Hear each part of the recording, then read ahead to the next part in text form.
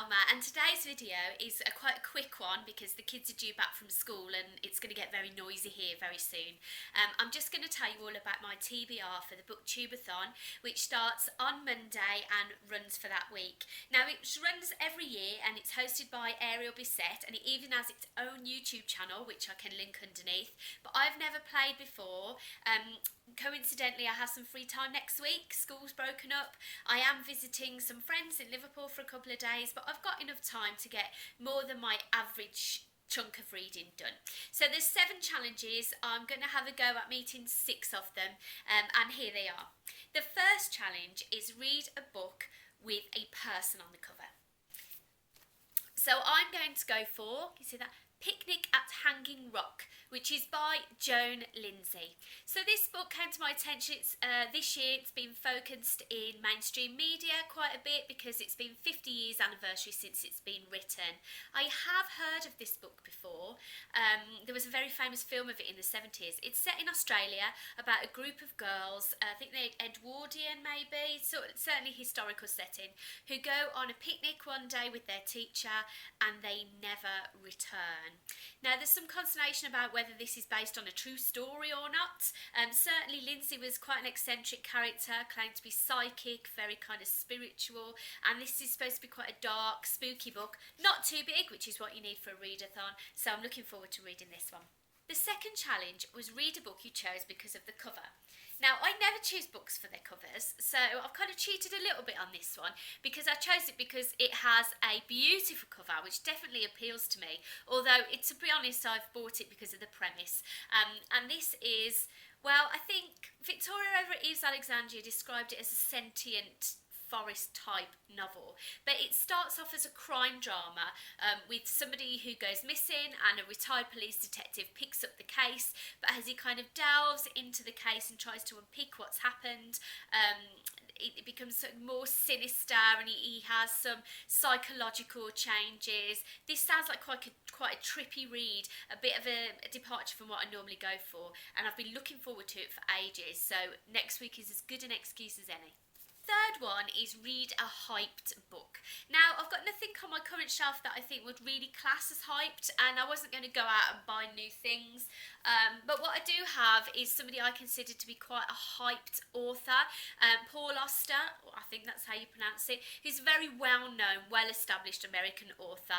I do see him crop up occasionally on BookTube, but certainly I've just kind of heard of him a lot over the years, and he's somebody that I've never read. Now, I've came across this book in the charity shop, and it says, if you have never read Auster before, this is the place to start.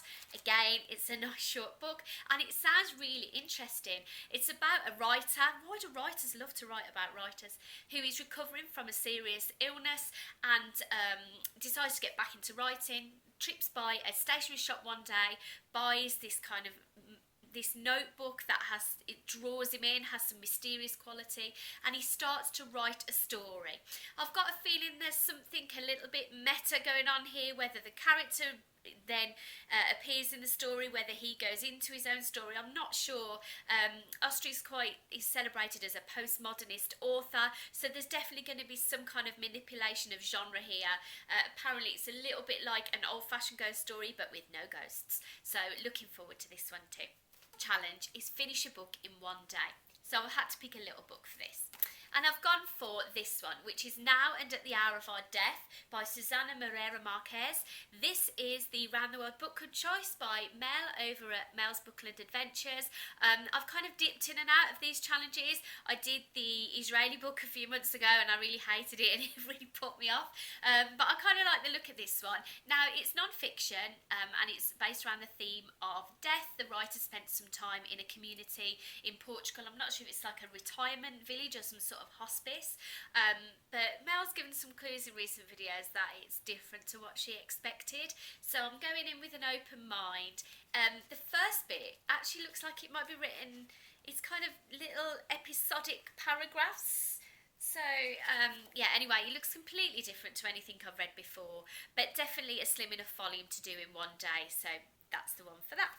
Challenge number 5 is read about a character different to yourself, and I think I've got these kind of mixed up from the original order, but I have not picked a separate book for that one.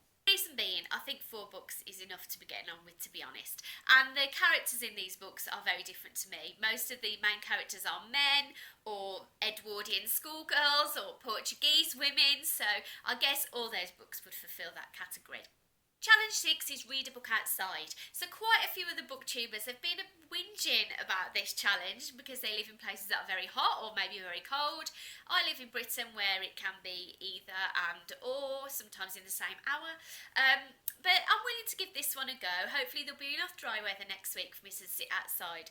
It will probably be the Portuguese title because that's the skinniest one. But you know, I'll keep an open mind and I'll certainly have a go at that. Challenge number 7 is the one that I'm not even going to attempt, and that is read 7 books. Now, I don't read children's books, I don't read young adult books, I don't read graphic novels or comic books as I still think about them. I only read kind of full-length adult novels, so I'm not going to do 7 in a week. That's just ridiculous.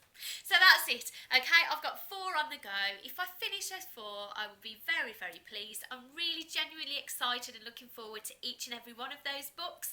I've been really enjoying everybody else's TBR videos. If you've done one, link it down below. I kind of want to get a full picture of what people are reading. I'm going to try and play across other social media platforms. I'm not really one for, well, definitely I don't do Twitter, but I can sometimes do Instagram. So I shall be having a look here and there and seeing what's going on. I believe that there are extra challenges that come up throughout the week as well, which I'll be looking forward to. That's all for me. I'll be back soon. Thank you very much. Bye.